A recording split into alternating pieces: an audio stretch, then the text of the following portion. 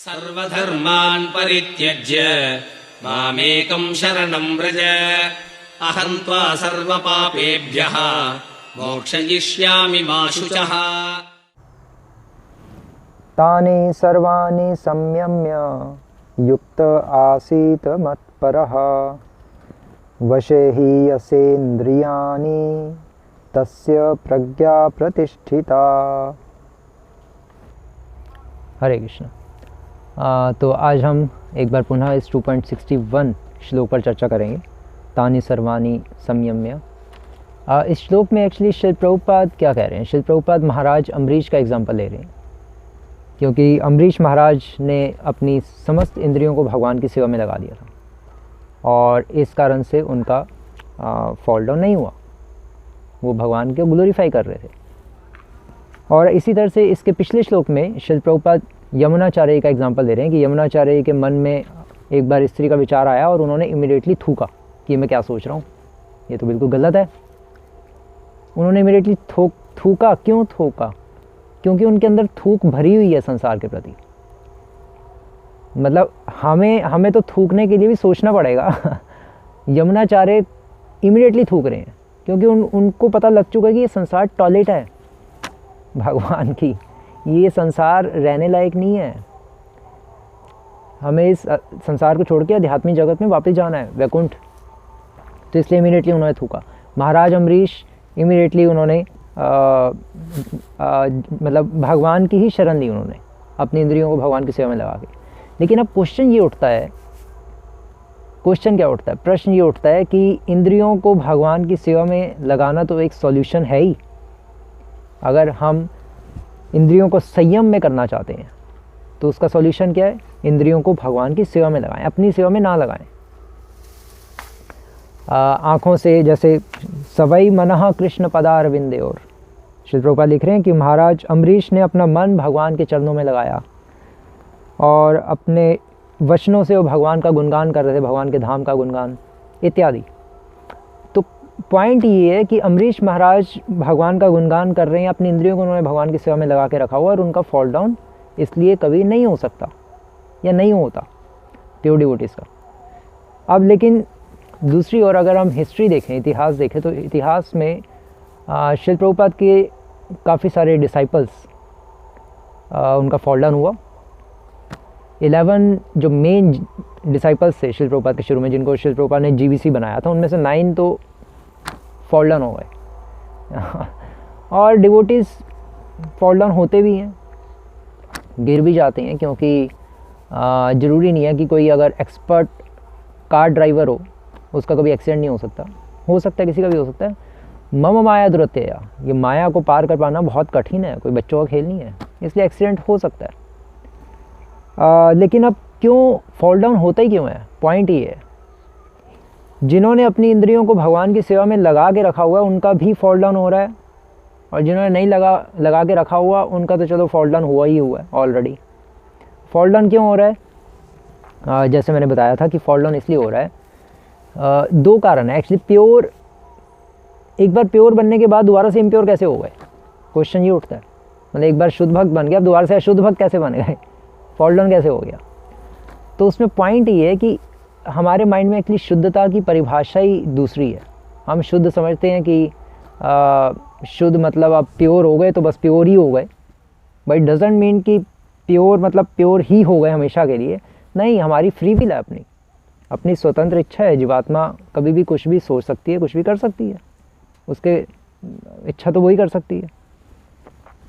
अब प्योर की क्या परिभाषा है? प्योर की परिभाषा है कि जो प्योर होगा उसमें सर्वप्रथम भेद बुद्धि होगी, उसमें डिस्क्रिमिनेशन पावर स्ट्रांग होगी, वो भली बात ही एनालाइज कर सकते हैं कि भोग क्या और भक्ति क्या।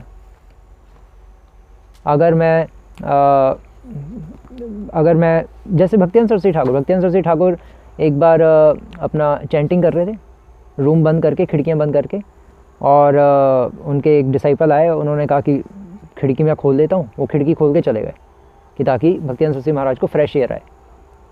और फिर भक्तिवेदांत सरस्वती ठाकुर ने, जैसे ही वो अभी जा ही रहे थे दरवाज़ा बंद करके, तो भक्तिवेदांत सरस्वती ठाकुर ने उठ के खिड़की बंद करके दोबारा बैठ गए। उसने मुड़ के देखा तो खिड़की फिर बंद। उसने कहा ये क्या हुआ? उसने भी कहा शायद हो सकता है अपने आप बंद हो गई हवा से, तो दोबारा उसने बंद करके फिर जा रहा था, फिर एकदम से बंद। भक्तियानंद सरस्वती ठाकुर ने इमीडिएटली उठ के फिर बंद कर दी। और भक्तियानंद सरस्वती ठाकुर ने कहा कि देखो तुम मुझे माया में मत डालो, फ्रेश एयर लेना भी भोग है। मतलब भक्तियानंद सरस्वती ठाकुर, पॉइंट ये था कि भक्तियानंद सरस्वती ठाकुर बताना चाह रहे थे कि हम अपने लिए अगर कुछ भी करते हैं तो वो भोग कहलाता है, और जो भी हम भगवान के लिए करते हैं, वैष्णव के लिए करते हैं, वो भक्ति कहलाती है। तो भक्तियानंद सरस्वती ठाकुर को क्लियरली पता था कि भोग क्या है और भक्ति क्या है। भक्तियानंद सरस्वती ठाकुर के बहुत मतलब एक रेवोल्यूशनरी आइडियाज़ थे। मतलब वो सोचते थे कि मैं अपने लिए फ्रेश एयर ले रहा हूँ, इसलिए उस टाइम पे उन्होंने नहीं ली। बट ऐसा नहीं है कि वो कभी मॉर्निंग वॉक करने जाते ही नहीं होंगे और कभी बाहर की फ्रेश एयर नहीं लेते होंगे, बट वो एक एग्जांपल था ये बताने का उस डिसाइपल को कि भोग क्या है। अगर हम कुछ भी अपने लिए करते हैं तो भोग है। जैसे एक बार भक्तियानंद सरस्वती ठाकुर ने, एक उनका डिसाइपल छत पे बैठ के आराम से धूप सेक रहा था, और भक्तियानंद सरस्वती ठाकुर आए आराम से कुर्सी पे बैठ के, और भक्तियानंद सरस्वती ठाकुर आए। भक्तियानंद सरस्वती ठाकुर ने कहा कि तुम स्त्री संगी हो। वो हिल गया, उसने कहा स्त्री संगी, मैंने तो कभी स्त्री को देखा था कि नहीं। मतलब ज़्यादा तो हम स्त्री से कहाँ मिलते हैं, हम तो मठ में ही रहते हैं। तो भक्तियानंद सरस्वती ठाकुर ने कहा इसलिए तुम स्त्री संगी हो क्योंकि तुम इस प्रकृति का भोग कर रहे हो। मतलब जितनी ज़रूरत है उतनी तो चलो धूप सेक सकते हो, विंटर्स हैं तो, लेकिन अननेसेसरली 2-2 घंटे धूप में बैठे रहना और उसी में आनंद लेते रहना, आराम से बैठ के जप करना। Bhaktiyananda Saraswati Thakur was very strict. वो कहते ये तो भोग है, ये स्त्री का संग कर रहे हो, मतलब ये जो प्रकृति है ये क्या है, ये स्त्री रूपा है ना, भगवान की माया शक्ति है ना, तो तुम माया का संग कर रहे हो।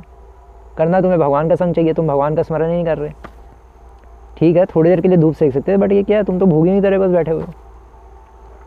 तो कॉन्शियसनेस को ऊपर उठाने के लिए डिस्क्रिमिनेशन पावर होनी चाहिए।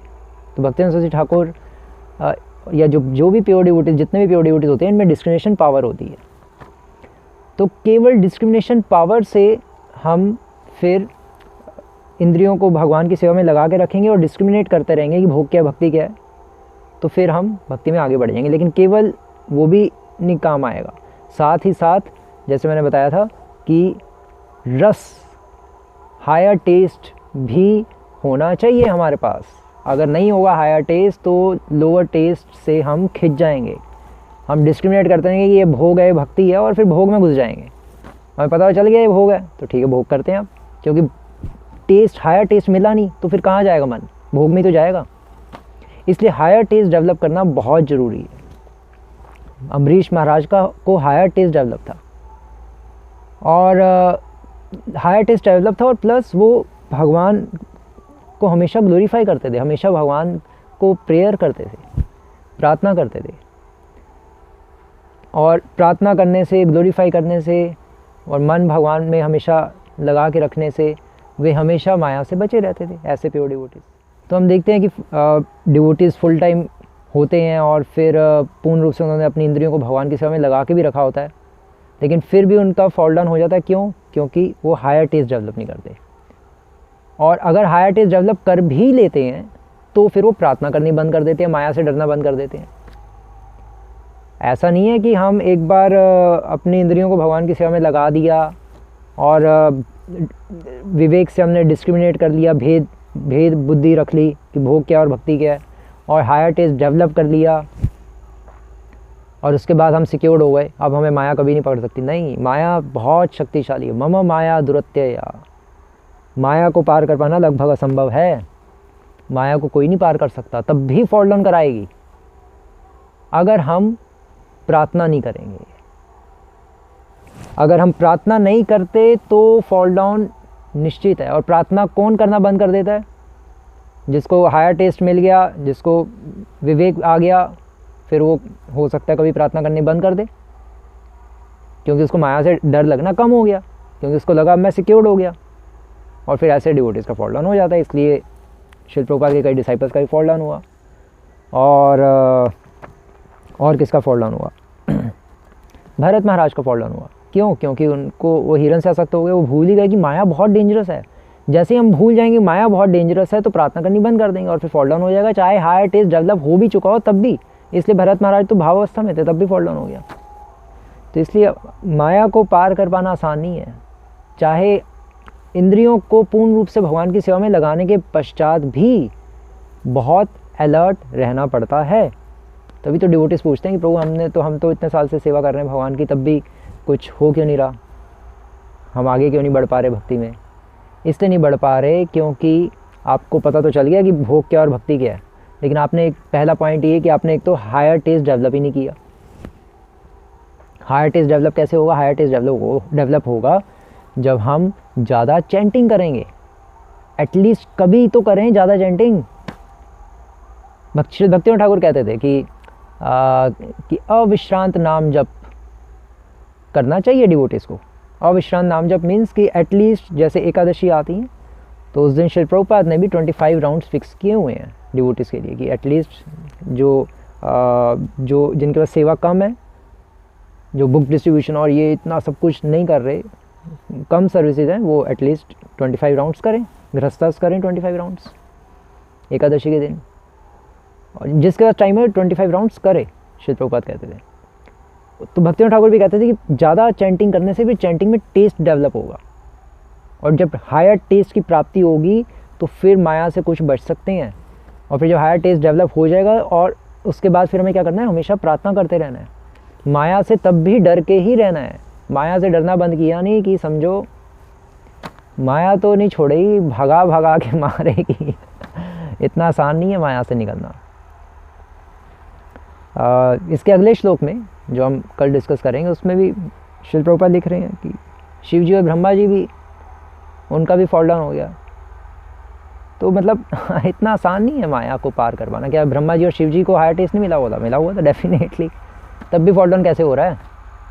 वो क्यों हो रहा है? क्योंकि हम भूल जाते हैं कि माया बहुत शक्तिशाली है। इसीलिए तो शिव जी ने भी फिर प्रार्थना की भगवान विष्णु से कि एक बार बस अपना मोहिनी रूप दिखा दीजिए, मुझे कुछ नहीं होगा माया से। और भगवान ने जब दिखाया तो उनका माइंड पूरा खिसक गया।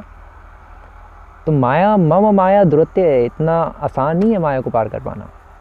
इसलिए सदैव एक शुद्ध भक्त जिसको हायर टेस्ट मिल चुका है, एटलीस्ट जो कुछ टेस्ट मिल चुका है भक्ति में, टेस्ट मिल चुका है मतलब जैसे मैंने उसे बताया था, टेस्ट मिलने का अर्थ है कि जब हम चैंटिंग करें तो चैंटिंग छोड़ने पे हमें डर लगना चाहिए।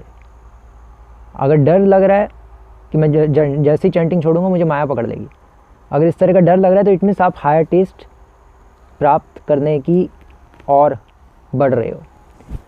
या जब भी आपके जीवन में कुछ बुरा होता है, आप हमेशा अगर अपने आप को ब्लेम कर रहे हो, पहले ही सर्वप्रथम अन्य भक्तों को या भगवान को ब्लेम करने नहीं कर रहे हो और अपने आप को ही ब्लेम कर रहे हो, इसका मतलब आप हायर टेस्ट प्राप्त करने की ओर बढ़ रहे हो।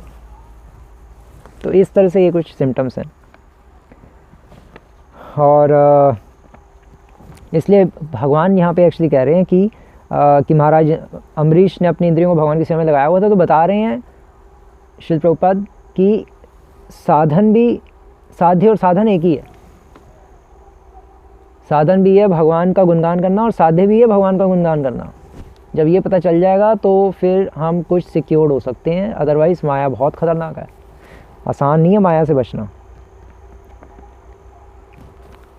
तो ये कुछ पॉइंट्स है जो श्रील प्रभुपाद लिख रहे हैं। और श्रील प्रभुपाद एक्चुअली इसके श्लोक के तात्पर्य में लिख रहे हैं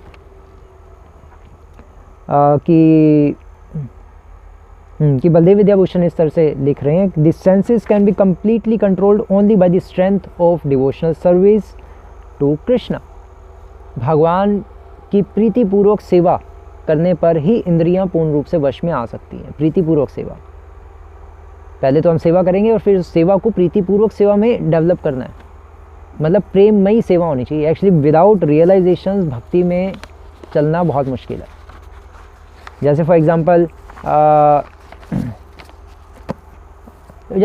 आपके घर में कोई बीमार है बहुत ज़्यादा, और आप किसी पड़ोसी को बुलाओ, पड़ोस के अपने सहेली को बुला लो फॉर एग्ज़ाम्पल, और आपने उसको कहा कि ये मेरी माँ की सेवा कर दो, मुझे तो डेली ऑफिस जाना होता है।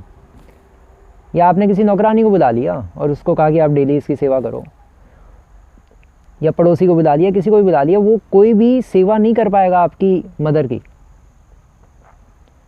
क्योंकि उसमें प्रेम ही नहीं है। प्रेम तो आप में, और आप ऑफिस जा रहे हो। तो सेवा करने के लिए कुछ दिन तो कर लेगा वो किसी तरह से, क्योंकि आपने कहा है, लेकिन सेवा करने के लिए प्रेम चाहिए होता है। बिना प्रेम के सेवा लंबे समय तक खींचनी बहुत मुश्किल है और स्ट्रेसफुल भी है।